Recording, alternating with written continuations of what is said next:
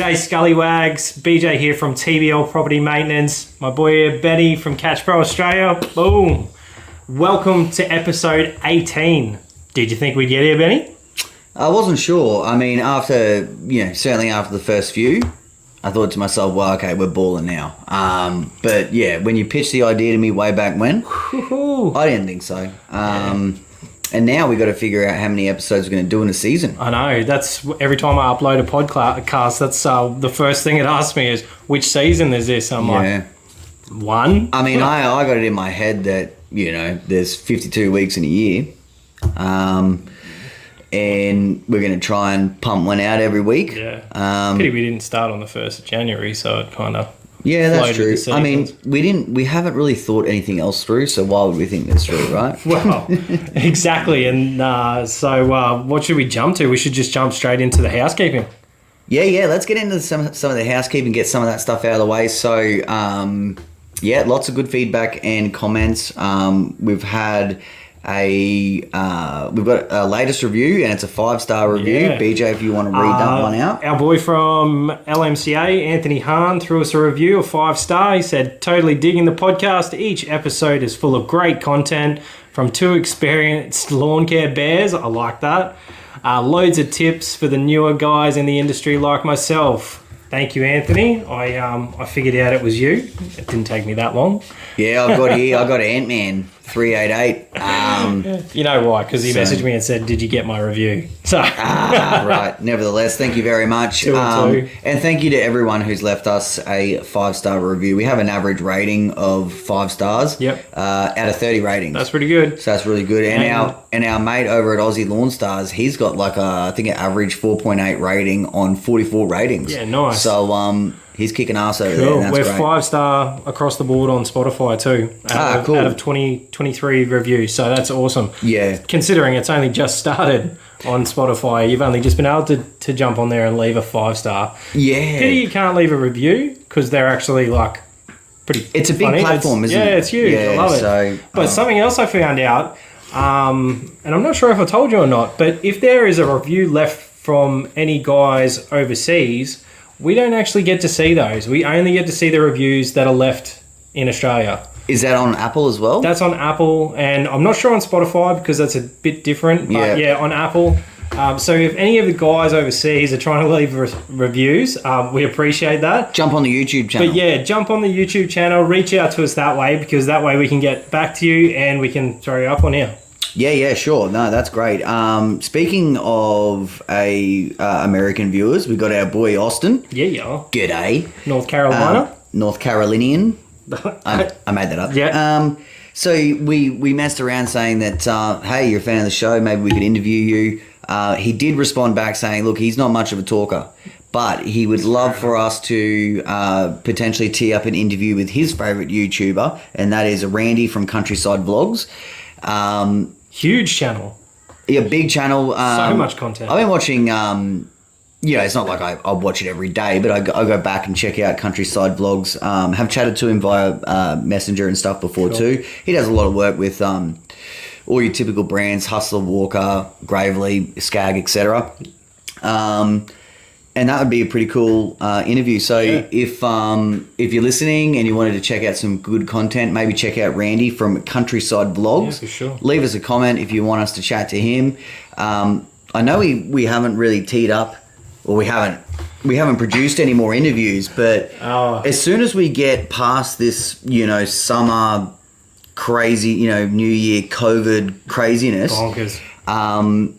That should really free up some time to start doing some of these interviews with your favourite industry key people. So especially if we could reach out to people from overseas and stuff, that's cool. Especially like New Zealand, they're just across the ditch. They do things a little differently. They have different lawns and things like that, different grasses, and they do some of the same things we do because they have some of the same grasses. But yeah, it's cool. I want to see across the world, maybe some, I don't know, South Africans or something. I don't know what goes on. Maybe they said could. the Briggs. Maybe South they Africa could eat wanted, Maybe they could eat a banana. Maybe. Well, you got the hookup. South African Briggs and Stratton. The Aussie Briggs and Stratton don't want a fucking bar of us, so maybe the South African guys will jump on. Yeah, we're too We're too unfiltered for them, uncensored. I don't even think, mate, some of the feedback I get from people asking me about Shindawa and that I don't think they're doing much of anything. It's a bit sad. Yeah, it's a bit... Look, it is a shame. And while we're sort of, jumping into a brand, BJ, when we had today's topic and episode, when we agreed on it, all of a sudden today we disagreed. I know. We didn't disagree. But no, we just weren't feeling it yet. Yeah, no, I literally have just gotten out of the pool, sat down. You've been flat out, fucking craziness. Thought I had COVID. You thought you had COVID? I'm not feeling very well, even still. But yesterday, wasn't feeling very well. I have taken a COVID test, and I'm not showing like full symptoms. I guess I'm just overtired or something. Yeah. Had to put a family member down. Oh man, it's all right. Not a human. Nah. Rest in peace, Millie. You've been a big part of old Millie. life. 16-year-old lab. Living on borrowed time. Yeah. But yeah, put her to sleep, and I'm not that sad, but I had to do it in the middle of the night, and then it was very sad for my children. So that sort of just But anyway, getting back to the topic, we just weren't feeling it, so we thought we would just do like a basic recap. Yeah. We get a lot of feedback, and we can touch on some of those topics today. Just a bunch of random bits and pieces that maybe we missed in episodes previous. Maybe we'll touch on some of the same things just to... new equipment pieces, different news, bits and pieces like that. So before we get there, what has your week been like this week? I know it's only Tuesday, but, usually that's sort of... Once we get through tomorrow, we're on the home stretch anyway. So, my week. It's actually been a beautiful work week, weather-wise. The wind's been quite friendly. No, not like last week. It was absolutely fucking crazy. Like, the wind was out of control. Oh, mate. And everyone knows... Well, I don't know if everyone knows. The wind just full scats me. I know. There's something happens inside you, and you just don't feel life like you do on a nice calm day. Oh, I just get like full. I don't know, I get like proper scattered. Like I could just see all the leaves blowing around, and it's fucking noisy. Yeah. And I really hate the wind. Wow. And it's not good for any working conditions. No. Especially because we talked the other day, and I was saying about the leaves that I'm chasing around when the wind was really bad, and you're like, yeah. I get in here about 10 o'clock and make sure that the blowing's all done by 10 o'clock. And I was looking at my watch. I'm like, it's fucking 10 past 10. And the fucking wind was just throwing shit everywhere. And I had almost just thought, nah, I'm not going to bother. But as always. And the tail end of last week was not good for you, was it? No. Was it Thursday we had the crazy rain in Brizzy? Man, yeah. We worked through. So I did one job at one of my villages. So it's a new one. It's all hedging. And it's normally about a 4.5 hour slog. We do it, it's pretty efficient. Like, young fella takes the back of the hedges because he's skinnier than I am, and he does all the backs, and I do all the fronts. Then he blows out with a little hand blower, and I blow the path with the big backpack, and we get it done in good time. Who the fuck does the top? I do the top. Righto. That's where I get these guns from. Yep. No ladder, just reach up and get it done. Yep. But, so... The rain, man. The rain KO'd us. Took a 4.5 hour job, turned it into like a 6.5 hour job because we had to keep stopping and starting and stopping and starting. Yeah, and that's the part too where, in this business, we always worked in the rain. Yep. Because, you just have to, especially at this time of year. Yeah. But, it's never ideal because you're either making more mess than what you're cleaning up, or you are just not, you're just not leaving the job the way that it should be left. No. Things take so long, your glasses fog up. That's the biggest thing. And if you're doing heaps of snipping and it's like on-off rain and there's any humidity. Now, I don't know, obviously anyone north of us would understand what humidity is. Yeah. But for the people overseas and the people down south of us, the humidity is no joke, right? Like it's what gets you. It's intense, and you can if you're viewing this content on YouTube, I can see BJ's face; it's glistening from here. I don't know what was the temp earlier. It was really hot today. today. It felt like it cooled off. It's 5:30 p.m. in the Arvo now, and it doesn't feel as bad. Yeah. But we've just got the type of summers where, like, if you go out in the sun, it burns you and it's intense, and you get that everywhere. If you go and stand under a shady tree, you get no relief. Yeah. It is just hot. It's kind of worse because the shade has kept the moisture in the ground and you're standing there. And one of the worst things to do is like when you're out in a decent patch and you're mowing and you can feel the heat coming through underneath the deck straight up in front of you. It's fucking awful. And with the humidity comes the bugs. Comes all the bites. But realistically, this week, I think that wind that we had last week has literally sucked every little tiny bit of moisture out because I was getting grass bukkake to the max today. It was, it was pretty crazy. But yeah, that village, man, there's no grass. So it is all hedging and blowing and vacuuming. So, yeah, that was a shit end of the week. But we got through it. The young fella, Will, my offsider, had his birthday, 22nd birthday on Friday, and he came to worked a full day. Bit average on Monday, and he was a bit average today, but he still came to work and did his thing. Yeah, hey, as long as you're getting amongst it. That's it. Yeah, I mean, we've had enormous sales at Catch Pro. Just, building catches left, right, and centre. So, absolutely thrilled for everyone that does listen and purchase as well. Not just Catch Pros, but all the bits and pieces. Yeah, that's We awesome. do have, apparently the vessel is held up, but we do have Equipment Defender stuff rocking up soon. What's that? An equipment delay? Yeah, Fuck. tell me about it. Well, we could probably touch on that a little bit more later in this episode. But yeah, I mean... it has been, we got Australia Day tomorrow. Yep. So for everyone listening to this on a Sunday or potentially a Monday, obviously you guys would have experienced the Australia Day public holiday already. Yep. But that always throws a spanner in the works. We can't ship anything out. Yeah. The kids are home anyway, but, like you want to do stuff with your family. Yeah. I don't get on the piss like we used to when we were younger, but... To be honest, I'm working tomorrow. You're going to work? Not a full day. I'm going to be home for lunch, but I have to at the moment. I just feel like I would rather have a Saturday and a Sunday off than miss that day in the middle. Like, I don't know if it's for all business owners, but for me, I fucking hate public holidays now. Yeah, I used to love public holidays when I worked for someone else. But yeah. because they're paying me to have the day off. Yeah, I don't mind them as much now in the sense that, especially at our retirement village, because it's a proper contract, we'll get paid. Yep.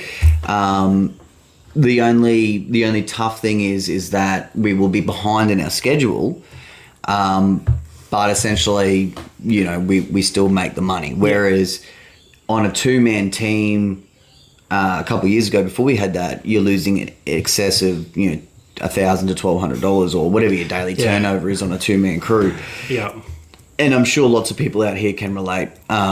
So the Australia Day public holiday specifically is the one that fucks you because you're just getting back from Chrissy. Yep. The Easter ones used to be shocking, but Easter changes, doesn't it? It does. Doesn't always fall. It moves around. So if you get Easter in March, you're dead. Yeah. If you get it in April, it's not as bad because you're just at the start of the. Instead of being able to watch the grass grow, it just grows. Yeah. Mate, it was like, for some reason, I don't know why they stacked all these public holidays. Like, they seem to roll really quickly. I know I'm getting older and top end heavy at the front end. Yeah. Time is going quickly as I get older. But, those public holidays, they stack real quick. Especially when you're doing so much organising and shit like that. Just quickly touching on seasons, we had so obviously we had our last week's episode about, how to prepare for winter and maybe banking up some of the garden cleanups, etc. Yeah. We did have a comment saying that, and I didn't catch where the person was from, but they were saying that the seasonal talk amazed them because the way that they structure their workload is that they consolidate every task into a price per job. So they're doing if they look after let's say it's a doctor's surgery that they're looking after, they do all the pruning, all the weed spraying, all the chemical turf sprays, potentially even the mulch.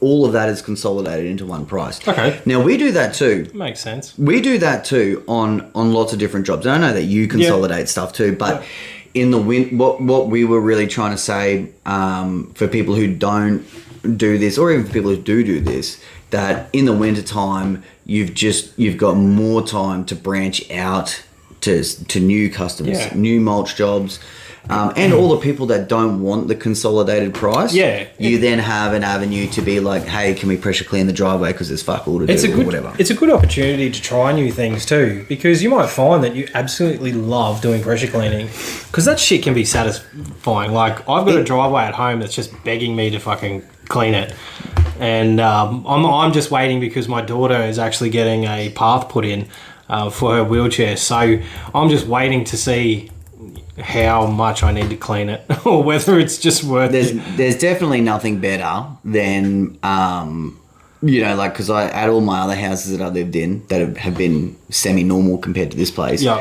always done that stuff. Cleaned all the garden edges, cleaned all the pathways, like, and I just like to have things cleaned. Here it's just like just unleveled brick pathways and all sorts of shit going on. You've still, for someone who's not actually like an owner of this house, you've taken care of this like it's your house. Like, you've done it at every house. It's just something that we do. It's good, man. You make it your own, but you go above and beyond what a normal tenant would do. That's for sure. And one day when I own my own house, I better continue this. You fucking better. I was the opposite. I was always just, I'd do the bare minimum as a renter. But now I'm an owner. I'm like, I've got shit to do, so I'll get home and I'll fucking do my things. And mate, I just get bored, just get bored, and I used to I'd say pull a whippersnipper off my rig and clean it and bloody make sure the carby's clean, and like I do all that stuff with my equipment. It's a result of being a dad. And I know that not all dads are like this, but because my children are still young, it's a lot easier for me to say either potter around in the yard or potter around some gear, and they will help me, and then they'll become uninterested and they'll end up doing something else around me. But like, I've never been like a gamer. It's not like I go and sit on the fucking Xbox and play games for 2 hours. Like, that would just, there's no way I could.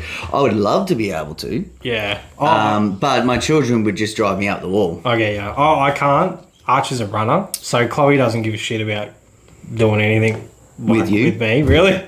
She's got her friends. Dad, leave me alone, Dad. She's at the age where friends are number one. She's so good though. Like, she does lots of stuff with Archie, and helps Lou a lot. But try to do anything with Archie out in the backyard, he just fucking takes off. And he's so young still. I've got to chase after him, make sure he's not eating. Man. So there used to be a dog in our new house, a big fuck off dog. So we thought he picked up a rock out of a garden. Oh no! And it was like this little petrified shit. Oh. And I was like, oh my god! And my wife grabbed it and threw it at me. I don't know what the fuck she threw it at me. Like, it was my fault that there was a. Because it was your shit. It was probably my panic shit. When I got home one day, I couldn't get in the back door quick enough. All right. Well, hey, let's talk about some gear and some bits and pieces. So, just straight off the bat, it was announced maybe like 2 weeks ago that the Toro company has purchased Spartan. Oh my god! So to really go into more depth, they didn't really purchase Spartan. They purchased the Intimidator group. Now, for those of you who are not familiar, Intimidator is the parent company that obviously runs Spartan mowers, and they also have like a side-by-side UTV range. They also do have like a spare parts. They make a lot of different accessories. Toro have their own motors, don't they? Toro branded motors. They probably... Toro do also have... engines that, from what I understand, they're just a Chinese engine. Yeah, just labeled as a Toro engine. Yep. Yep. That all of that stuff is mostly on their lower end. Yeah. I'm not sure. Like, we don't really get to mess with Toros too much. No, really. But I would assume that they, on most of their commercial models, they would be running your either Kawasaki, Kohler, or Vanguard of some sort. Yeah. Maybe not Vanguard. I'm not sure. To be honest, Toros aren't playing a big part, like, for me, except for when you see the council. Council, or, you know, like those groups that do the side of the road sort of stuff. Or your lower end spec. Yeah, definitely. I mean, look, we do lots of fitments for Z Masters and Titans. Yeah, but for Brisbane, I'm talking just in Brisbane. Okay, fair enough. Do you see a few? You would know where you're posted. I mean, look, they have a reasonable dealer presence. Yeah. You don't see really any grandstands. No, well, that's yeah. I really don't see barely any See, I know that the way that Toro is set up in Australia is you can be Toro commercial or you can be Toro, I don't know if they call it residential or consumer. Yeah. Whatever. Actually, that makes a lot of sense because and so I've been to the mower place. And yeah, so a lot of the local dealerships, so that actually means for them, it's a little bit like when Power Up Lawn Care used to have like Hustler and Big Dog. Yeah. Essentially, they were kind of like the same mower. Yeah. And so if you were a dealership, you couldn't have Hustler and Big Dog. Oh, you could only have one or the other. And that's a little bit the same as the way Toro structures their dealerships. So let's say the guys over in WA T-Quip, they're awesome customers of ours and really great industry people. They're a commercial dealer. Yeah. So they do all your Z Masters, your grandstands, all the way up through like the solid stuff. Yeah. And they don't mess with the time cutters and bits and pieces. Okay. But more to the point, when you heard of this news, were you just like, what the hell? Yeah.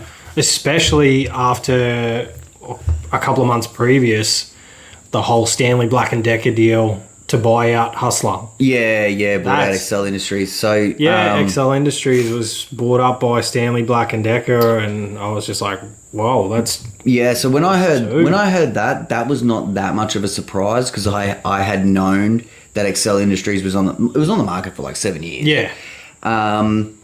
That one, you know, like you could hear bits and pieces of information coming out over a longer period of time. But this one with Toro and Spartan, it was just like, g'day. I just got sent a screenshot and the actual website was yahoo.com. I didn't even know that was a fucking thing anymore. That search engine is still around. Yeah, so someone sent me a screenshot and said, "Whoa," basically just, "Did you know this was happening?" I'm like, no idea. Yeah, and surprise to me. You know, it's in terms of how it's going to impact the industry or what it's going to do, from what we understand, because obviously I have a relationship with Power Up Lawn Care Australia, which is the distributor. Spartan mowers come in rebadged as Bush Ranger, which some people believe is a negative. I don't understand why, but nevertheless, that's what they think. And there's, you know, lots of chitter chatter like, oh, you know, they're going to lose this, and you know, all of these Spartans are going to be painted red, and they're going to strip the product down. Now, we can say, you know, time will truly tell. Yeah. But based off what we've heard, Toro has acquired the Intimidator group mainly for the UTV market. Some of the technology that has gone into those UTVs and in some of the mowers is something that Toro wanted to acquire. And the Spartan mowers last year in the US had a 63% growth. So they did like 200 million in sales. That's pretty big. And a company like Toro was like, you know, we could see something going up. Yeah. Let's get this while we can. And from what we hear, they're going to let it be its own entity. It's going to be run the same way. It's going to be distributed through all the same channels. And more importantly, we're not going to see them red. Okay. So, really, it's been quite a positive. Well, that's. But nevertheless, we'd like to hear what our audience Yeah. thinks. It's an exciting talking point in the sense that anytime something like major happens, whether it's a new piece of equipment or a company being acquired or whatever the case. But I do want to say the sale price was for $400 million. That's one heck of a paycheck. That's a big one. Yeah. If someone wanted to buy me out, obviously I'm not really talking about Catch Pro for $400 million, but what I'm saying is like that is a sweet deal. Yeah. That goes to show you how much Toro must have. Well, they must have faith in the brand. And not only do they have to have the faith, but it just goes to show you how big they the must money. be. Like, like that's you know a what serious though, that fucking kind deal. of worries me. I don't want to fucking end up like seeing Toro snap up all these other brands as well. Like, there's a fair few brands out there that they probably have their eyes on. So I think what happens is in America, because that's where it all starts. Yeah. There's a few key brands. Skag being one of them. Same with your Hustler Gravely, rada. But these ones that are publicly held companies like Toro, MTD, Yeah. all of these types, they look at these smaller privately held entities, and if they can see them trending, Yeah. they're not going to go out and buy like a Dixie Chopper. No. Or a Country Clipper, or what have you. What if they look at Right next? Well, Right is something. Mix a bit of red in with that yellow, and they'll be looking close to the Cat's Eye Gold. So it's not like I know, like No, but I don't know the full inner workings, but essentially, Right would be another one of those brands, just like Spartan, where it falls under the same category in the sense that it's a privately held company that has a pretty big presence in certain states and regions, and they are trending upward. Yep. So they could, either one of these other publicly held companies could be like, well, they compete with us. We can't compete with them in this region. Yeah. We've done everything we can do. Let's fucking grab them and let's get a piece of that.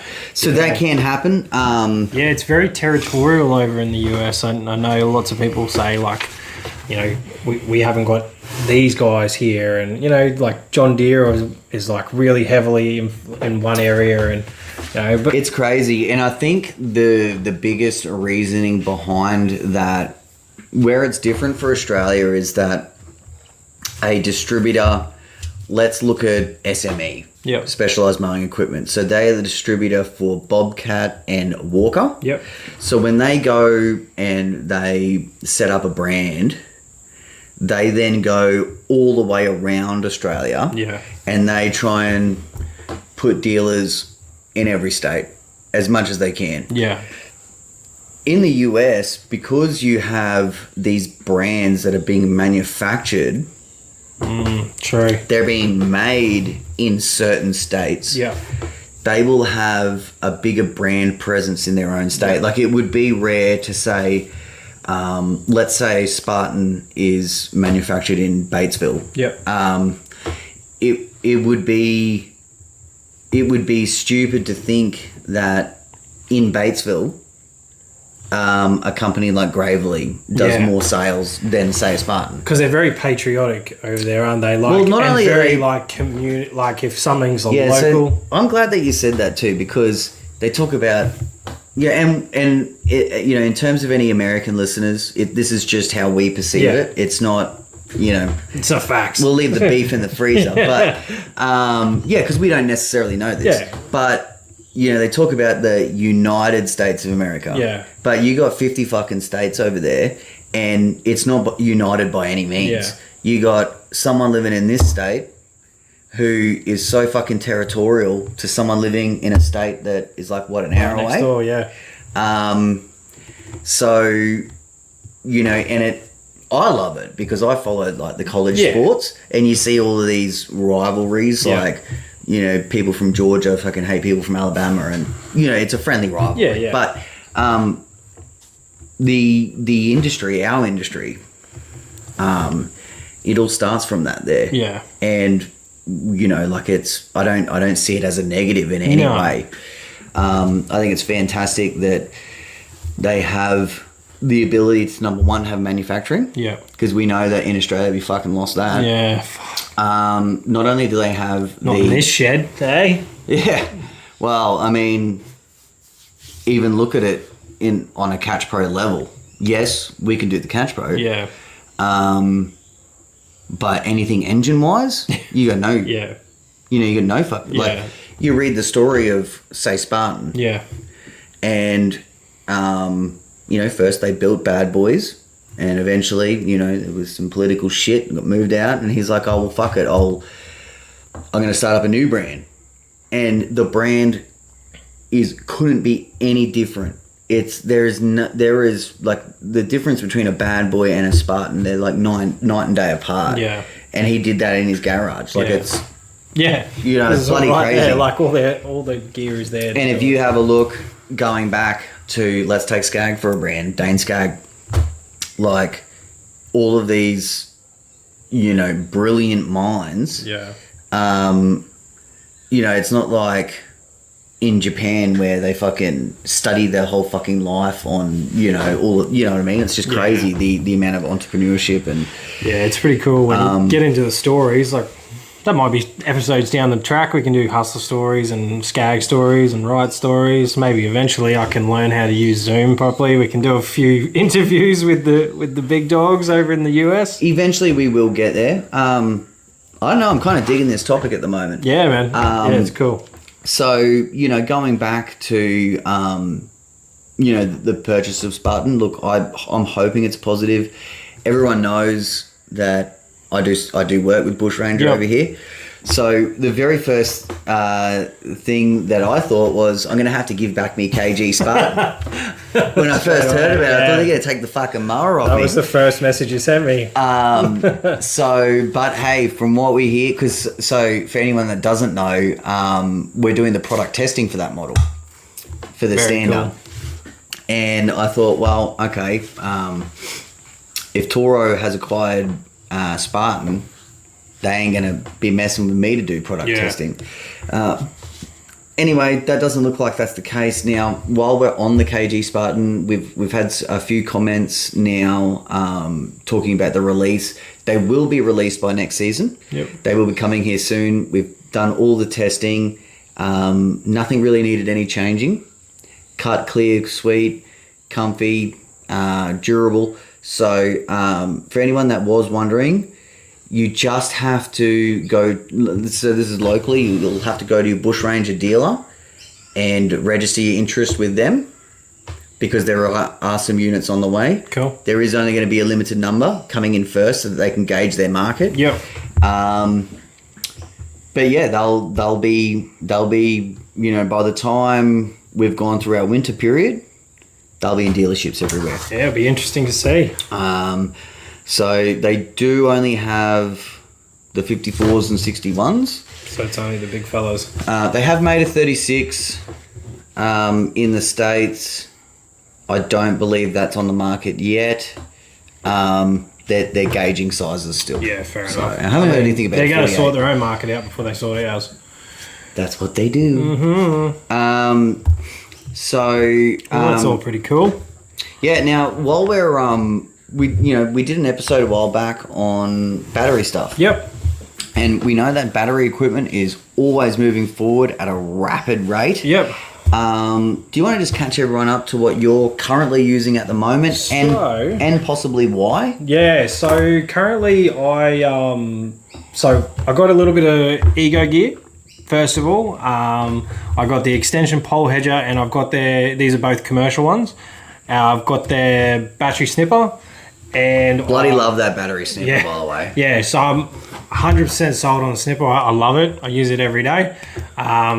And I've got the backpack with the umbilical cord. Just plug it in. And I'm really enjoying using that. I'll have to get a few more batteries because I am, because we have such big sites, I do a lot of snipping and I need a few more batteries to rotate through. I haven't got like an inverter or anything like that, so I'm a little bit behind. I'm just, I'm still kind of just dipping the wick in. Well, a bit, I mean, you got to invest in this shit, right? That's it, yeah. So, eventually I will. So I have purchased a hand hedger as well. Okay. So, so I got the Ego, the 65 centimeter bar, because like I said at the start of the episode, we've got that gig where the young fella goes behind. And say it again. Yeah, so yucky. I just thought I'd get him something a little bit cooler, a little bit more efficient. We don't mess with hand hedgers, eh? Like, no, I really haven't until this gig. Like our hand hedger is just the perfect, it's very tight access. Can you imagine? I don't know if anyone can see this, right? My forearms are bigger than my biceps. It's juicy. Now, I wasn't tensing that one. Yeah. I was tensing this one. But, yeah, it's mainly from the whippersnipper. But can you imagine if I was still using that? These things would be just fucking woo. Well, Will, the young fella, loves it. Like, I actually got... Yeah, because he's a young bastard. He doesn't fucking know anything. Yeah, well, that's it. See, I fucking like this, eh? I actually started using... I've got a Bushranger one as well. And... because I finished the front hedges. Are you talking about hand hedger? Yeah, hand hedger as well. The tip speed's a little down on that one. Yeah, right? the tip speed is a little bit down on it. So I did grab something that's a bit more commercial. Yep. But it's the Bushranger one has been doing the job for a couple of months now, so I'm just going to keep it as a backup. Well, we've had one for a year, and the tip speed is definitely down, which is not ideal. Yeah, it's not. If someone came to me and said, hey Ben, which battery operated hand hedger would you recommend? I wouldn't recommend the Bushranger one. No. Because the tip speed, if you were doing a Buxus or, any of these fine, you would just, someone would bash me. 100%. However, we've had it for like a year. I mean, it hasn't broken. It's fine for like Marias and Lily Pillies and stuff like that. Yeah, look, the only time I'd ever do it is if I was in a real bastard of a situation. I just could not fit my. And realistically, that's the only job it comes out for. And I've got maybe one or two hedges at another village that we pull it out for as well. Just for its access only. We only pull it out for that tight access shit. They kind of scare me a bit because most of the tight access stuff, you get real close to that fucking bar. Yeah, it's I know what you mean. Especially your legs too, like when you... Well, I've been hedging like this and walking through tight areas, and something like a branch, if it snags on the handle and just crazy stuff. That's not a fucking good injury. So,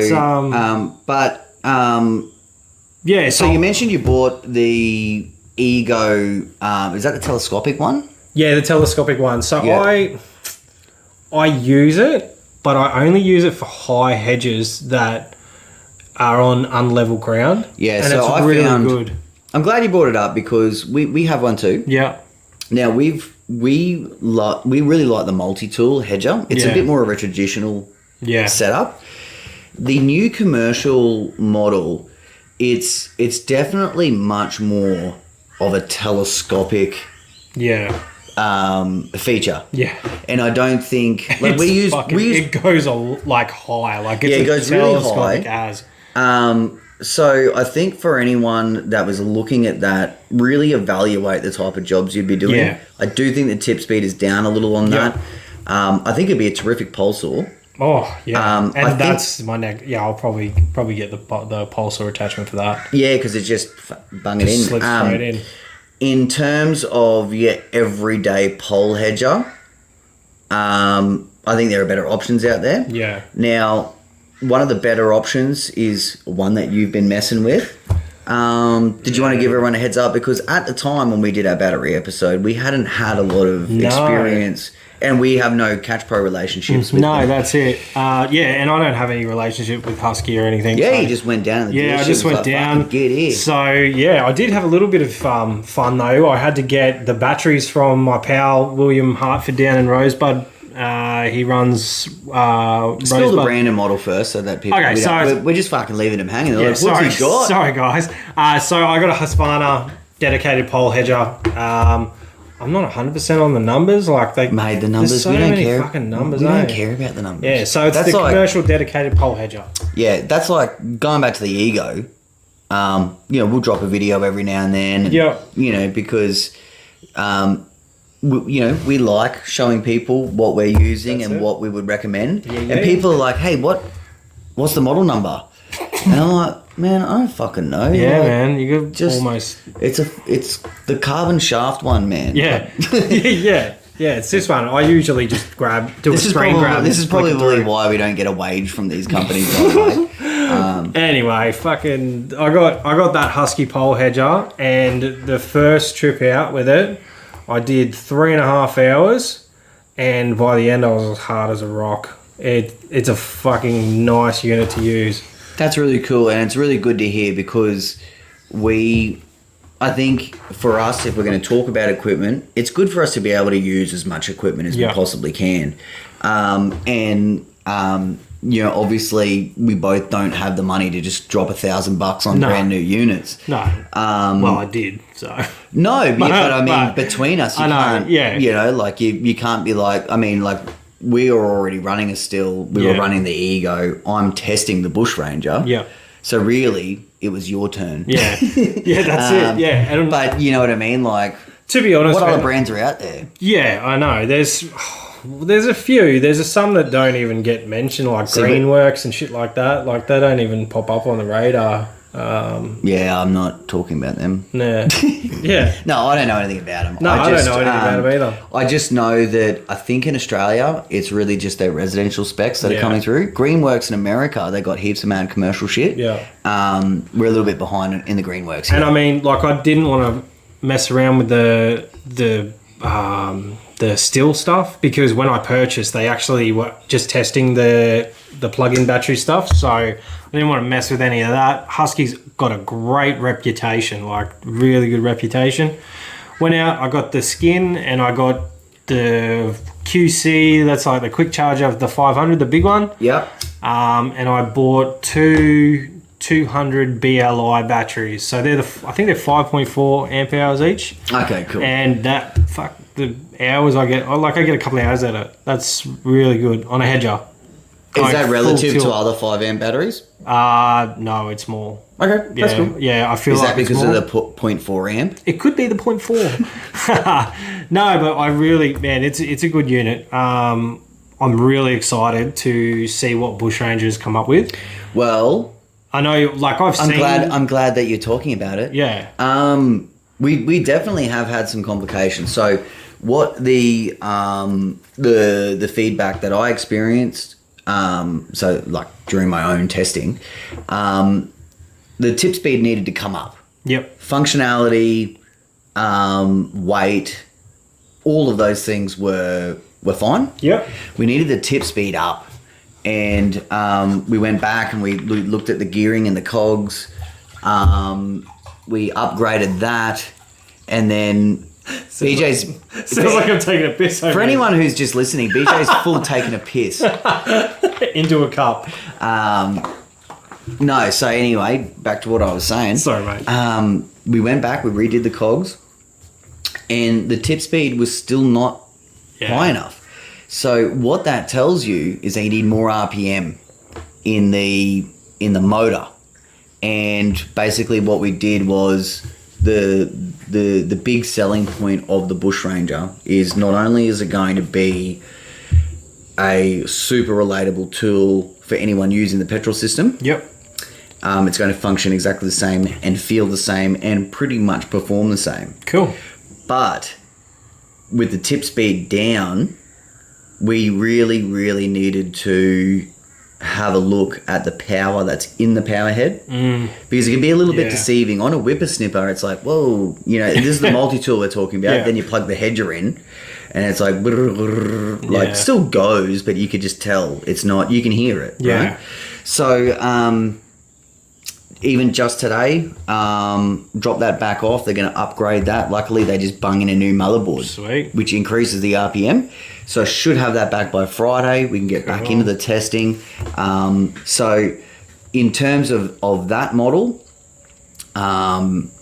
we're pretty much there. Cool. We just need to put some more hours on it to make sure it's strong enough. It's good that you're not just fucking telling them, yeah, it's good, send it out. No, so we don't do that with anything. Now, good, man. Now, the exception to that is, let's take the KG, for example. Now, there's really, like, I think my most critical feedback was, for a commercial machine, I want to see flat free fronts. Yeah. Front wheels. Yeah. It has tube air front wheels. And I just know in a commercial environment, even if you're not popping them, you fucking, pull the tire off the bead and it's just a fucking pain. Like, I just want flat freeze. Just eliminate as many issues as you can. And I do, it's a cost issue, because it costs more. But that's something that I'd like to see. Yeah. Apart from that, I mean... Well, we'll see. There's not much. Yeah. They just... Like, sometimes I go to give them feedback and they say, look, you definitely will listen to it all, but we really just want you to put, like, 500 hours on it to see if something breaks. Yeah, okay. So... Some things need testing, some things like for upgrades, and some things need to we just need to know if it's going to, like, when it's going to break, when do spindles start wearing out, when do bearings start going, that sort of thing. Yeah. So it's cool shit, man. Yeah, man, really cool. So your Husky battery hedger, is this a tool that you would recommend? 100%. That's cool. Yeah. That's great. Realistically, so I've actually spoken to the dealer. I'm a little bit disappointed. I've spoken to the dealer and he's a good guy. He actually offered up his snipper for me to demo because that's the next step. If I've the battery one? The battery one. I reached out to Husqvarna directly. For a demo? For a full demo. Like, I want the lineup. I'm moving and shaking in the industry. Things are happening behind the scenes for me, and I want to have confidence in the gear that I'm going to buy to take my business into the future, and I want to demo as much as I can. And really, with the fucking platform that we have, it'd be cool to be able to tell people what I thought of the rest of their stuff. So I reached out to them a couple of weeks ago, and they said, where are you, blah, blah, and send us your info, and they said, we'll hook you up with a demo, and I'm fucking still waiting. Yeah, okay. I mean, look, it is a tough time of year. Maybe that's playing a role. It really is. But yeah, I mean, I know from personal experience that I did have a rep come out and visit me, and he had a truck full of shit. You're cooler than I am. Well, the issue with myself is that they're a little bit worried about the accessories that we have. So if we go to do a demo on a whippersnipper, they don't want to see a Darwin grip on it. If we do... how many fucking Darwin's grips are out there now? How many do you reckon you've sold all up? More than 1,000. There's a fucking 1,000 Darwin grips out there. They think someone's not going to be running a Darwin's grip on one of their... More than 1,000, and I could sell... It's the first thing... I reckon if I had access, I could probably sell 3,000 this year. Yeah. 100%, the first thing I do whenever I get a new snipper is put a Darwin's grip on it. Absolutely, yeah. There's no way I'm working without one. Speaking about Darwin grips, FYI, I don't know when we're getting any more. Corey has already told me that there has been a delay in the 6.0 version. He doesn't have any. He's got some of the other stock which we have been selling. Yeah. And he's not willing to send me any more of that stock because he needs it for his own market. And there has been a manufacturing delay, so we could be, I believe, in 2021. We didn't have any from April to September. Or maybe later. Whenever we did that episode with Corey was... yeah. Well, I can't remember. What was the first question? When the fuck are we getting our Darwin's grips? Yeah, and hey, we were really lucky. He sent us 200. Yeah. And then we were lucky because we just smashed through them. Yeah. We were actually lucky to get 200 more. Yep. And they're gone now. Yeah. And we get almost 5 requests a day. What am I going to do if I get a new snipper? I don't know. Maybe I can... I don't know. Oh Yeah. no! I didn't even think of that. Why haven't I bought fucking 2 more or something? Yeah. So maybe because he's done. I mean, I probably got a couple like used ones lying around. That's right. I know every now and again I pull out, because I've got so much test gear, I pull out like a whippersnipper attachment. I'm like, oh fuck, there's a double grip. But I can't resell them. Yeah. Only, yeah. So, I'll keep that in mind. no, that's good to know about the Husky battery range, because like I said, I think we might have touched on it briefly on a battery episode, but because we didn't have a lot of our own experience. Yeah. Now, do they have a multi-tool? I would love to know. I haven't. I haven't gigs. To be honest, I haven't really messed with the multi-tool. If you just want to take the reins for a minute, mate, have a look. I'll be with you in a minute. So, the main thing I found with the Husky was how light it is. I did try one with a 300 BLI, and everyone was saying like you don't need that in the hedger. Like get a 200. So instead of getting one, I got 2, and realistically, I could have run just one. The quick charger is a legit quick charger. It actually, it's really fast. That's something. Will Bushranger be looking into a quick charger? They will be looking into a quick charger. Yes. Now, let me tell you something, right? Now, tell me, Ben. There might be some controversy in this statement. Okay.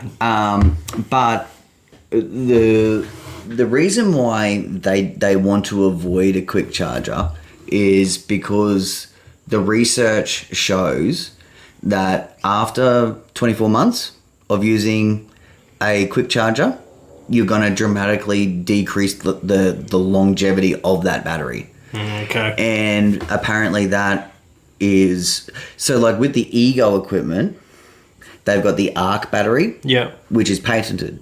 Oh, and there's something in that technology with that ARC battery that preserves the longevity of that battery. Good one, Ego.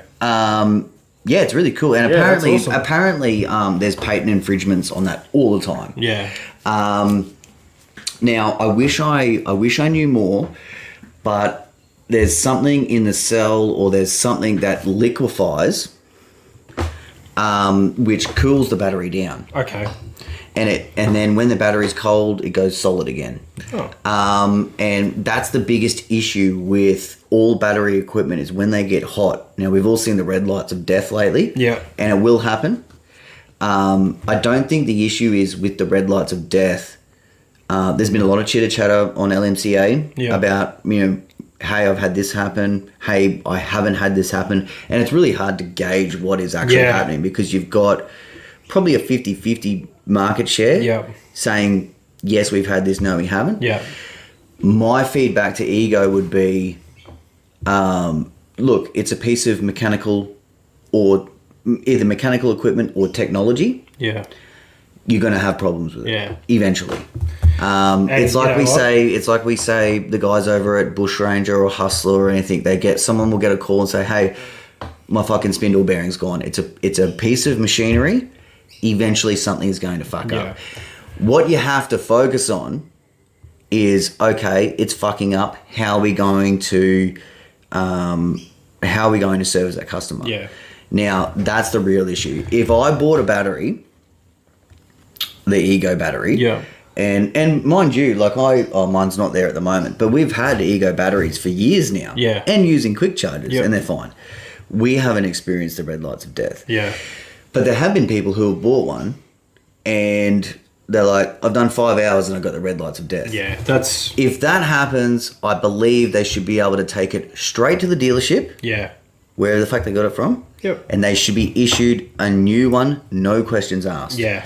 From what I understand, the process is, okay, let's take a look at that, let's send that away, then they sort you out with your refund. Yeah. But that's fucking bullshit. I do believe, okay, there's probably a gazillion of these batteries out there. We know that that's the problem. Some of them are good, some of them Yeah. are bad. Let's just sort the guys out so that there's peace of mind there. So back to the bushranger question. They want to avoid the quick charges. Maybe a medium charge? Well, yeah, so really what they're looking at doing is, because their battery is pretty small, Yeah, it's very compact. in weight, it might be the teensiest bit heavier than, I don't know, is it? Yeah. Or around the same-ish? Around the same. I mean, the Husqvarna battery was very impressive. Yeah. It wasn't very heavy. No. The Ego batteries are heavy. Yeah. But there's things that there are some... like anytime you're looking at a product, sometimes you have to sacrifice something for a positive. That's it. I don't think weight is one of those things that you want to... Yeah. We want these motherfuckers to be light. But anyway...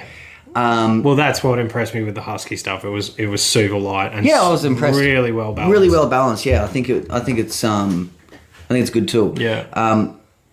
I'll get back to that battery on that Husqvarna. I just don't know, how are you feeling about having the motor in the front end? So, Now you own the tool. Yep. So And at you the bought start, it, so you can say everything. Well, straight away, the dealer was honest with me, and he said, "Look, man, like back in the day, the versions before, they used to have a little bit of trouble when you were taking this through the wet. So really wet, like you know how much water comes off a Marayo when you're trimming it. Yeah. When it's been raining, and pretty much since I got it, I've probably 4 or 5 days of straight hedging. I've thrown it through wet, and I haven't had an issue. Okay. What about the functionality? And you already mentioned the weight is good. What about the balance is perfect, man. I cannot say... Every time I pick up a tool, the first thing I'm thinking about is the balance, because if you've got something that's unbalanced, like so I noticed with the Ego stuff, especially the extension hedger. So I felt like it was not as balanced as it could be when it was at its shortest length. But when you extend it out, it is so much more balanced. You got to be He-Man, don't you? Yeah. No, it's better. It feels better. The battery, because like you said, the weight in the battery is a bit more. It brings that weight down, and you can heave it a bit better. Like it's a weird feeling, but yeah, when it's extended out, that's why I'm going to use it as a pole saw, because it's got such a massive extension and it's got good balance when it's extended. So I think that's going to be a really good option for a pole saw. Yeah, okay. So I'm on the Husqvarna website. Yeah. I'm not sure that I can see a battery multi-tool. I think I'm only looking at dedicated machines. You're looking here. at the commercial stuff, aren't you? Yeah, got to look at the commercial. Yeah, fair I'm enough. not sure. Is this your rig here? No, that's the extension pole hedger. Okay, so that photo then doesn't mean anything to me. No. Anyway, we've got to keep rolling with the episode while we're doing this. There's mine there. 520 Is this- IHE3. There you go. That's my model. Oh, okay. I thought you were like, that's the multi-tool. And I'm That's the model that I've got. I'm like, hey, bruh. Yeah. Yeah, so, okay, so let's just have a quick look at that rig. What's the difference between the 520 IHE and the 520 IHT FO? That's an extension pole hedger. Dude, Yeah. okay. Yeah, I don't really care about the extensions, hey? No, look, if I'm... Like, yours is a fucking good unit. Yeah. I like it. Yeah, I do like it. I've always been looking for, like, the perfect balance thing, because I do like to hedge for a long time. And I think they've done a fucking excellent job. Okay, cool. Now, what I wanted to ask you, just to piggyback on the gearbox. Yeah. What about the articulation? Because it's the same on the Ego. Yeah. Is it fucking backwards, or is it just me? It's a little bit backwards, so I feel like it's a little bit easier. I haven't found any issues hedging. Yeah, Okay, that's cool. I haven't found any issues with it. I do understand what you mean. So you can't flip it back on itself like you can, like the old school Shindaiwas and, you know, like the petrol units that we're so used to, and Or your traditional... your traditional heads. So yes, the motor on the front sort of restricts that upward movement. So if anyone's watching this content, if you've got your hedge, my arm's fucked, I can't use that arm. If you've got your hedge trimmer here, you can articulate it a lot this way. No. Yeah. With the old school one. Oh, with the old school one, yeah. Yeah, dude, come on. I thought you were talking about the husky one. And the husky one is opposite latte. Yeah. Where it's like you can go heaps that way. Yeah. So I'm guessing instead of the standing away from the hedger, so like if you're on a retaining, if you've got a hedge on a retaining wall and you've got flat ground, that the old school way is good because you can stand off the hedge. Yeah. If you've got the husky, does that mean because it folds back this way, you just tilt it different? You just flip the whole machine. So I'm just being a massive cockhead. No, because with that... I think that's the first time I've dropped that C-bomb. Oh, did I? Yeah. That's all right, I'll beep it, maybe. Nah, okay. Anyway, but with the... I could have been talking about a chicken. Yeah. with the engine, with the motor on the front, it does... You push that into the hedge. There is some... Like with what you were saying with, battery stuff, there's a bit of take in that. Yep. That's one of the downfalls. But look, I haven't heard any bad feedback. Neither have I. And I trust your feedback. Yeah. If you say you haven't had an issue, hey, that's great feedback to go off. I just know that when I, and obviously we've got the ego. Yep. When I first was getting used to the concept, I was like, geez, this is a little different for me. Yeah. And it's completely the opposite of what we're trying to accomplish at Bush Ranger. Yeah. What we're trying to do, and I know I'm supposed to be getting to the battery, and I keep touching on it, but what we want to do with that is we want people who are running a piston unit, a Bush Ranger multi-tool head, we want them to be able to run that unit. And if they want, they can buy a battery power head for it's probably going to be $600, I'd say. That's relative in the industry. Maybe it'd be a little bit less, a little bit more, whatever. Yeah. And they can just plug that other tool in. Everything's going to function the same way, except they're not going to have the fumes, the bullshit, and all the other servicing. Cool. So it's a different concept. Yeah, completely. But even though it's a different concept, it doesn't really mean one is good or one is bad, right? Yeah. I mean, I haven't tried the steel plug-in version. They could be up there with the Husky stuff. I have no idea. We've got experience. DJ, you've done DJ? the umbilical cord stuff, haven't you? I mean, how they've got the rear battery plug-ins now. Yeah. So what I'm saying is we haven't we're pretty happy with the way that all the still stuff functions. Yeah. We are not happy with the leash, the umbilical cord. We're not happy with that. I don't think it was designed properly, but it's also not durable. Yeah, so they're brand new plugins. There was a limited amount coming into Australia. We haven't been able to snag one. We intend to snag one up straight away. Yeah. Even though we've got enough battery equipment now, because we have all the Bush Ranger stuff really stays with me. Yeah. Because I've got to test it. Yep. The ego stuff, my workers fight over it. Yeah. DJ and Rusty fight over it. As soon as DJ puts that whippersnipper down, it barely touches the ground. It barely touches the ground before Rusty grabs it. Yeah. The still stuff, we will bust it out every now and again. Especially if Russell has to jump on with the same work as us. But we're having issues with that leash, and I'm not for $250. I'm not going out and getting another one. Yeah, that's pretty steep for something. We've only had this shit we've had it for longer than a year now, but we've gone through 2. Yeah, and it needs to be more durable. It shouldn't be that disposable. Realistically, that should be. It's a commercial tool. It should last more than a year. Yeah, and look, I'm a supplier of equipment accessories myself. Yeah. And some people do say to us, hey, I wish we got longer out of this, or we should have got longer. But the difference with some of our stuff is, say our multi-tool with the leash, for example. Yeah. It's not like we're sitting there fucking lassoing it around, yeehaw. we're simply just using it the way it's been designed to be used.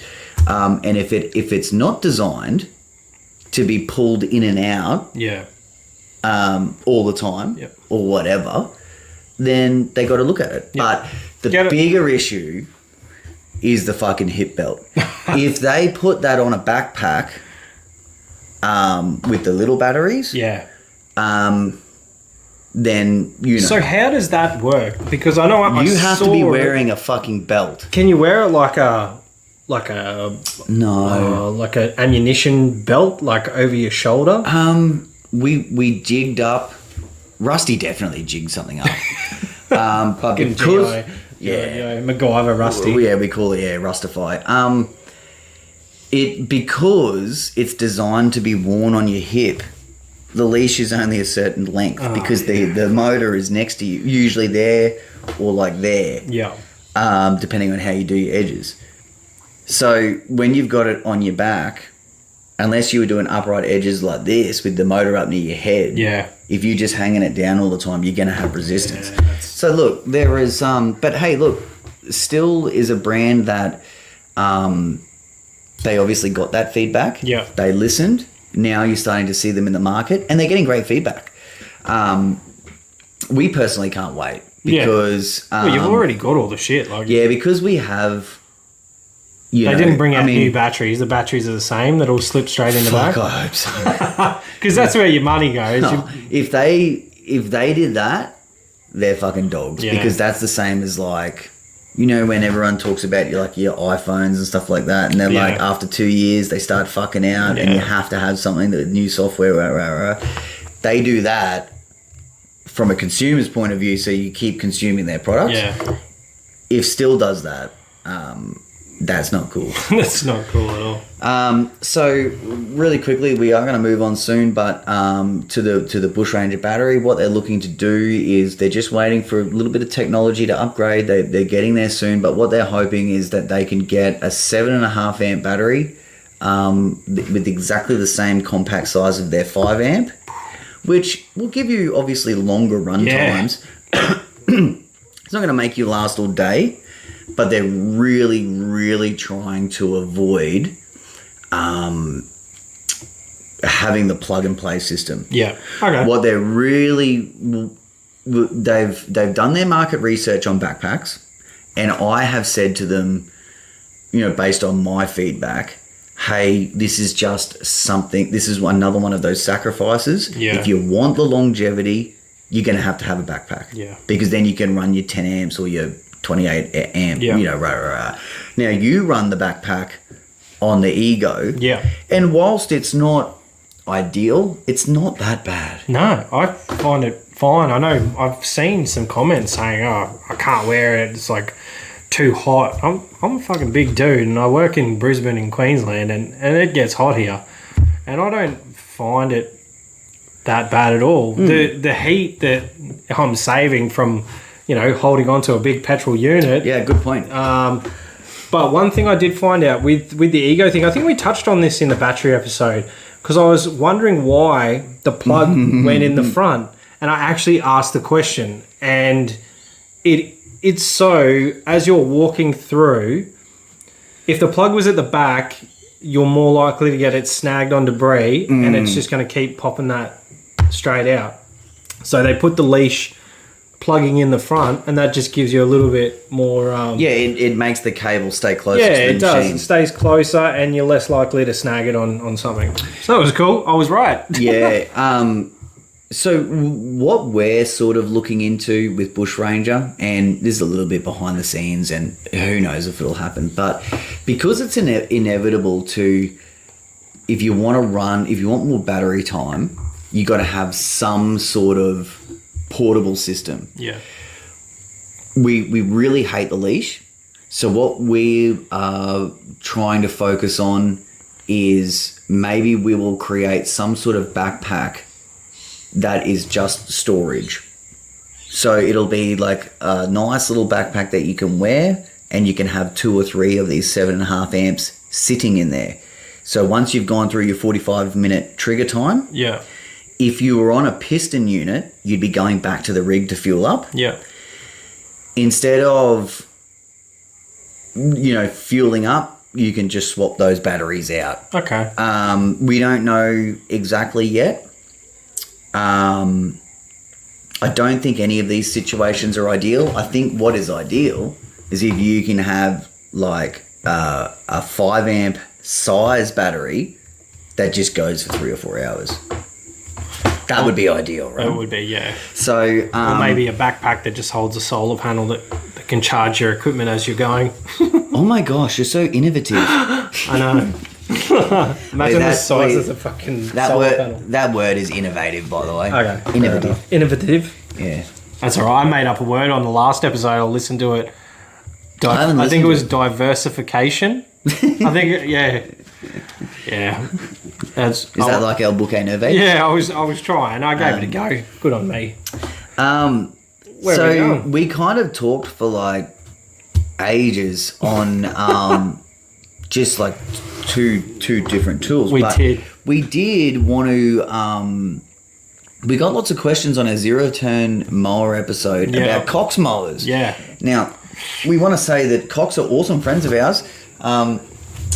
Probably don't look at the sign right now. I haven't fucking put it up the right way. The Cox is on the side. Yeah, but mate, we love the Cox, don't we? Well, I enjoy Cox. So look, the reason why we didn't really touch on it, we didn't touch on Cox. Yeah, is just because we know that they have a huge tractor presence. Yeah. And we've also done our Cox mowers episode where you've got lines of tractors that have been around for like 50 years. That's it. Still an absolutely fabulous option for hillsides, and the fact that they've got swingback blades. Bit unique. Well, I reckon it's great. Yeah. If you go on our YouTube channel and you have a look at me mowing a section of grass with the Catch Pro. Is that on the Lawn Boss? It's on the Lawn Boss, yes. Yep. It was doing a fabulous job of packing the Catch Pro because you've got those swingbacks. I don't know if that's creating more airflow or if it's just directing it better, whatever the case is. No other brands really have them. Yeah. But we've always enjoyed all of our Cox models. I do think that the Cox zero turns are basic. Yeah. I don't know that. I think there are better American brands. Yeah. Their new commercial line is beefy as anything. Yeah. Running all industry standard components, but they're not a true Cox. Yeah. The true Cox zero turns, I think are fabulous, but I think that they're probably more your homeowner. Yeah. Certainly not spec, but there's a lot of competition in that space. Yeah. But we just wanted to let everyone know that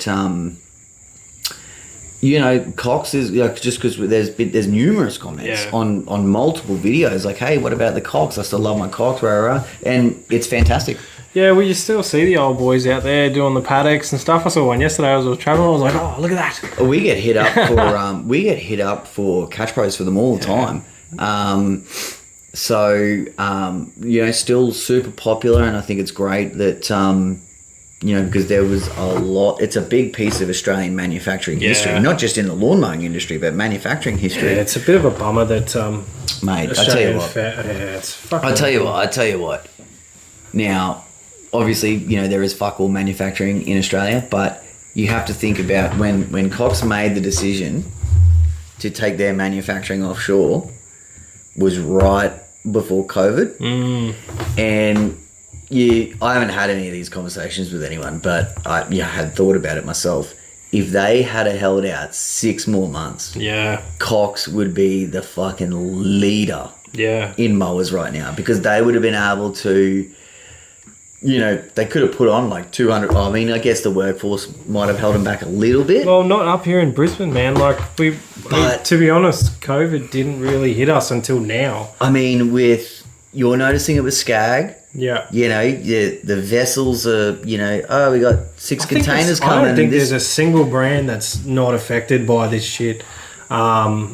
like, and it's not because of the manufacturing, is it? It's the fucking transport. It's the transport. It's the dock workers that they're not laying off, but they've got to go on this fucking 7-day lockdown when they've tested positive. You know, half of them are. You know, I spoke to a mate and he said his dad had it the other day and he was fine to work, but the problem is he fucking spreads it on and on and on, and you know he'll hit the few people that aren't right to work when they've got it. So I totally get it. I mean, people's safety's paramount, but it's really fucking up. But think about if Cox had held out 6 more months. It would have been something. They could have been pumping out mower after mower after mower, and people. Hey, there are some people who are waiting 3 or 4 months for their brand. Yeah. But other people are just like, man, I got to get on a mower now. Yeah. In regards to Skag, I think Rob Shearer has done an excellent job. Of course. To do everything he can to do everything he can. What else can he do? It's like when like it happens to us sometimes. We can't get steel. Yeah, of course. Look at Darwin's grip. Like, absolutely, and you know what else do you do? Yeah, like, it's not Rob's fault. Yeah, no, 100%. Same with. I mean, like, I don't know the inner workings of Hustler and Spartan. I'm guessing like there's gonna be some impact there. Toro, I know Toro. I've got some fucking long wait times on their machines. Oh yeah, I'm getting multiple messages saying, "Hey man, like I can't get like fucking Toro for 7 months." One of the dudes. I heard 7 months. Yeah. Yeah, that's a huge wait time, and that's on selected models. It's of course, yeah. But it's components as well. Like it's horrible. Yeah. I mean, even like say Hydro Gear. Yeah. You know, there's a short, and wasn't there a Kawasaki? There was something to do with Kawasaki. Every manufacturing facet is having a fucking issue. Yeah. It's crazy. You know, there's even now there's going to be a glypho shortage. Oh my gosh! Tell me a little bit more. So we didn't talk about this last week, did we? No, I don't think we did. Sorry in advance if we did. Yeah, realistically, like. But hey, did you learn anything else? Is there any new progressions? No. Well, I did learn a little bit of information about why. So apparently, there's two major plants that make the active ingredients in glypho, and apparently they've shut down. And I don't know why. Like, that's fucking crazy that they've shut the whole plant down. Yeah, that's the word on the street. Two factories. So they're both based in China. So it might be a COVID thing. It might be like a, you know. I don't know. That's huge because it's widely used. It's used in agriculture, like across Australia. It's used by pretty much every lawny that's out there would use glypho in some way. I know I use a lot of it. Well, we buy probably 40 litres of concentrate a year. Yeah. Yeah, I'm actually probably... And this is just a 3-man crew. Yeah, so I'm probably going to get some stock just so I don't run out because, you know, who knows if this is a major product... I'm almost guaranteeing that the little fellas are going to have trouble with their active ingredients as well down the track. Like, maybe I should look into some Catch Pro glypho. I'd definitely buy some. Yeah. 20 litre drums. Like, you buy a Catch Pro for your grass, or just buy some glypho. Yeah, or just buy a 20 litre and drop it on the highest point. Let it run through. No, but that was I posted something on the LMCA page, and I've actually had a ton of messages saying, "Oh, thanks for the heads up, man. Check out me rig." People buying, 40, 50, 60 litres, something like that. Yeah, so, sure. But yeah, man, it's just one of those things, eh? We're just going through the motion. And so, have you found that in the bulk level, or like if you still need to go out and get like a 1 litre bottle? In everything. So my local produce store, I was just lucky that I went in the day before they were due their delivery. So, and I could only get 360 because with the active ingredients being in short supply, they're pumping out more of the 360 than they are the 540 and the 450s. Because it's a lighter mix. It's a lighter mixed. Yeah. And that's fine. Like 360 does the job. I'm cool with that. And yeah, I actually did say to them, I said, here's my number. Can you get the Surefire guy to give me a call so I can get some more info? And yeah, he hasn't given me a call. Didn't think he would. I was going to actually try and snag him for the podcast because he's only a local dude. So But yeah, actually, he gave some information to my produce store manager, who relayed that to me. So he said, like, there's big fuck ups, and the price is going to go up. Okay, that's one thing. That and pisses Shane me from off. Turf Care Australia, he was good enough to reach out, gave me his details, and he said, we've got some here, so if you need anything, Okay, cool. let me know. So, glypho not happening. Let's talk about something that is happening. The right ZKs, they're dropping soon. It's getting closer. Boo. They're actually going to be here first week of February, which might be only a couple of days away from when this episode drops. Yeah. Obviously, the container has to be fumigated, etc., etc. That takes 10 days. Not that many dealers have got fully amongst it yet, just because, typical dealers, they're scared of, stocking big expensive machines that are not proven in the market. Yeah. But hey, Mr. Skag, you're seeing a lot of 52s and 61s being sold in our market, right? So 100%, the Skag sales are fucking booming because we've got stock. Yeah, but I'm just talking about, like, say, People 52, 61. I want a 52. I want a 61. In a V-Ride? Yeah, no. No. So I'm just specifically talking across about the board, man. stand-ons. Tiger Cat. Oh, you're just talking about Tiger stand-ons. Okay. Well, just because that is not super proven in the market. Yeah, well, like there's 61s. not in our market. Really 32, 36, 48 Yeah. is your bulkiness. Well, 52 and 61s have not been huge in the market, but except Skag is really making a run. Like, we're seeing them. I think because they're so, like, just their name is getting out there as being one of the most heavy duty machines on the market, especially in the standard market. And like ZKs, they're a good machine. So we'll see what happens when they come in. Yeah. So all I wanted to, like, the reason why I was touching on it is, if you have an interest in the ZKs, they're going to have 52s, 61s, and 72s. Now 72, that's gangster. That's huge. I think the 72 might be a dually, like dual wheels. I don't know. I should probably. I mean, my notes is literally right ZK dropping soon. That's how we roll. But what I do know is, if you are interested, you can reach out directly to Cox Mowers, Aidan Andrews, or you can go down to your Cox or Greenfield dealer, let them know you're interested. If they try and say to you, hey, do you want to look at this? Sit down, just say, mate, I fucking came here to look at the ZK, all right? Yeah. Get one in. There is also a trade show in Mount Gravatt on Saturday. Nice. Hopefully I'll be able to get there. There could be a ZK, I don't know what we're saying. ZK. ZK. Fuck, I don't know. Whatever. Let's just say Z. ZK, yeah. There could be a ZK on hand to mess around with. That'd be pretty cool. I'd like to see one. Yeah. So what about this 42 Hero deck from Skag? We did touch on this briefly. I think it was the GIE episode. There hasn't been a whole lot of information come out. Do you reckon it'll be out by next season? I hope so. Due to just stock levels, it's just nobody really knows what's going to happen. Like, you got fucking containers sitting off the port for weeks just waiting to be unloaded. So there's a bank of machines that are out there. Rob's been on holidays, so I've tried to leave him alone. I normally will pester Rob. We should just go rob the port. But you know what he said? What? He's coming to visit us soon. When? February.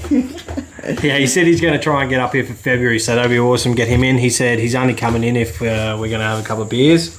Oh, that'd be great. Yeah. I got to drive home.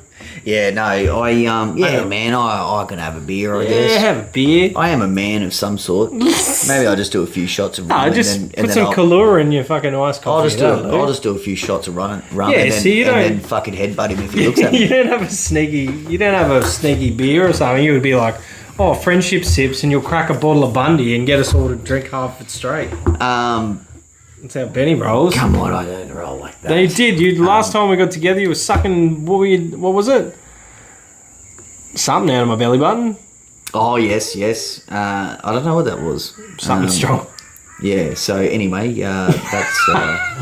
we should release that footage. Yeah. That could go on the Skull Sessions. Yeah. Come join us. How did you like my little image of the two skulls? That was sexual.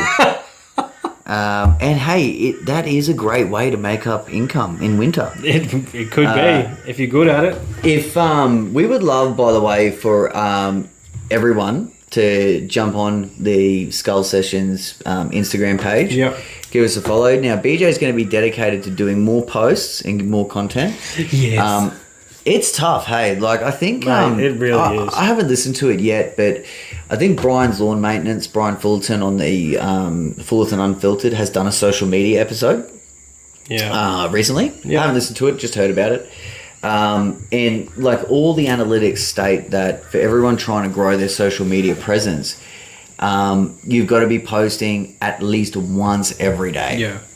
It's hard too. Australia, we don't have a market like America. Like, I'm not expecting to have like 10,000 followers on my personal page. I think Skull Sessions is completely different. It's got to be relative. So, like, I think, I think Josh, he used to go, look at analytics and bits and pieces, and I think he was saying with Corey, I can't remember how many the Ballard paid. It might have like 80,000. Yeah, and I something around there. Yeah, and I think he was saying, like, if we get to like 3,000 or 5,000, we've almost reached our full potential. Yeah. In our own market. You're not going to get any better than that based off the amount of people that we have. That's crazy. You see some Aussies out there with 10, 15, 20,000 followers. I've got to question where the fuck they found them. Well, they must be going into the American market or the fucking Indian and Asian market. Yeah, which I guess is fine. Yeah, but it doesn't. If you're talking about, look, people have social media. This is a massive sidebar, by the way. Yeah, people have social media followings for different reasons. Yeah, some people just enjoy the camaraderie of interacting. Yeah. Oh my gosh. Yeah. Some people just enjoy that. Yeah. Some people are fucking show-offs. Yeah. And they just need to fucking post everything about themselves. Is that me?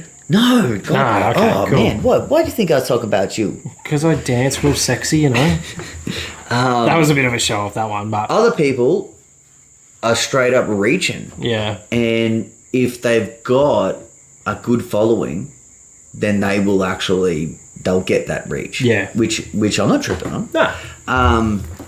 Other people are just trying to market themselves. We run our own race. Like, especially with mine, like, I've been doing the Instagram thing for a couple of years now, and I grind pretty hard on that. Or I did until, like, until Skull Sessions. Until Skull Sessions, because most of the time now I'm, like, dedicating half and half. Like, it's kind of split.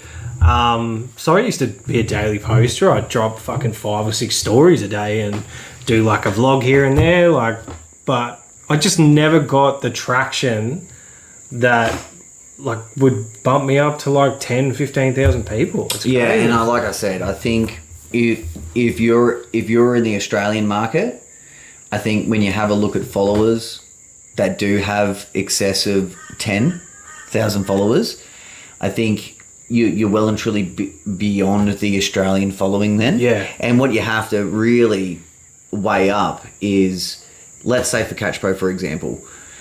Now, if you're looking at the so if you're looking at the Australian market, they're your potential buyers. Yeah. So you look at that and you think, this is great, my audience is growing.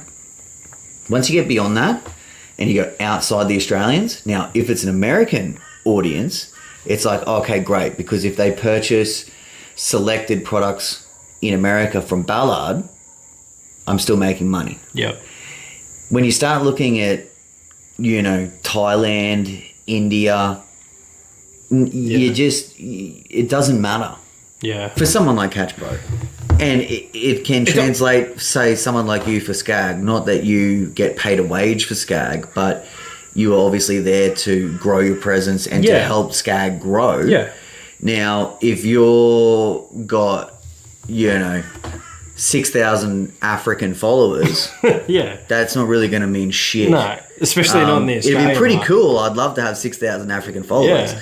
But in business-wise, it's not going to make a No, difference. that's it. And I kind of look at it as like a quality over quantity when it comes to Instagram. I mean, when we talk to companies all the time, they're like, "Oh, well, this person's got 6,000 followers," and I'm like, "Man, I don't give a fuck." Yeah. That's probably why we have no sponsors. Well, that's it. Like, we actually fucking tell them how it is. Like, people ask for feedback, we're going to give it to them whether they like it or not. Feedback's feedback.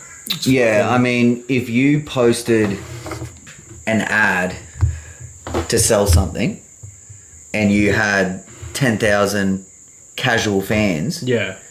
so you got a small percentage of that might buy something, Yeah. and you can have 2,000 die-hard audience that really, really respects not only your advice, but your opinions. Yeah.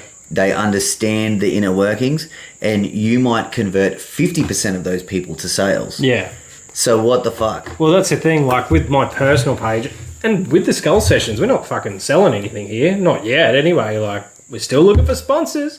So the thing is, we, like, in both the pages, I'm not looking for people who are outside of our target audience. I don't give a fuck. Like, you're not going to bring anything to us, and we're not giving you anything. So, you know, I spend a lot of time at night, like, writing back to messages on my personal and Skull Sessions page. There's some awesome people out there that are always keen to have a chat about the industry, and people who message me about Skags, they're my favourite. Like, I fucking sit there all night chatting to people about Skag. I mean, some of our, like, obviously, you know, like I said, and like you said, we're getting, you know, comments, questions, stuff like that all the time. Yeah. And now what I've noticed is whether it's a result of the Skull Sessions or not, we get inquiries like, "Oh, hey, I'm looking into a Catch Pro for my Toro Z Master. Yeah. By the way, really enjoying the Skull Sessions." Yeah. And it's great. It's fantastic. In the sense that you are touching someone. Yeah, well, You know what I mean? I had a fella, I think his name was Wayne. He just sent me an email, and I very rarely, unless it's a customer, talk to anyone on email. And it was awesome. We had a chat about Shindaiwa T262. He loves his line. He's had an issue. Getting back to Briggs and Stratton, they fucking he's had this issue since March last year, and the part is still not in Australia. So I don't actually know if that's a Briggs and Stratton issue or a dealer issue. And I said, you need to go and talk to your dealer, make sure he's not pulling your leg. And then if he's serious and said, I've ordered this part, then go and see, like, try and contact Briggs and Stratton through every avenue you can think of, because that's bullshit. Yeah. You should never have a machine. Like, I know it's a fucking bad time and all, but you should never have a machine sitting more than 6 months in a shop waiting for a part. Yeah, disgusting. That's horrible. Absolutely disgusting. Like a money-making tool, and, you know, I said to him, you may as well fucking scrap it and buy something else that you know is going to get the support that you need. Yeah, great. That's awful. So, you know, it's cool to have little chats like that, and I'm not saying I'm a fucking wizard with all the knowledge in the world, but... No, we don't know everything, but, I mean, hey, some people just like to hear the stories, which is great. Speaking about stories, we're probably getting ready to put a bow on this episode. Yep.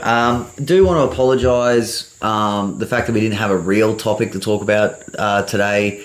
We will be back next week with a brand new good topic.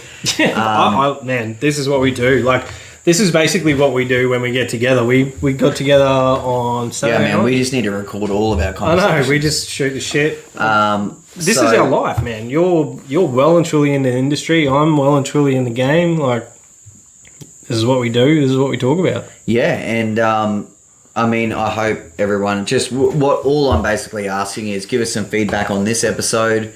Even though we didn't have a specific topic, we have tried to go a bit longer. I don't know where we're at right now. Looks like we could be approaching maybe an hour and a half potentially. Cool. But yeah, give us that feedback. Thank you for listening. Thanks, and guys. we'll be back next week. Awesome. Bam.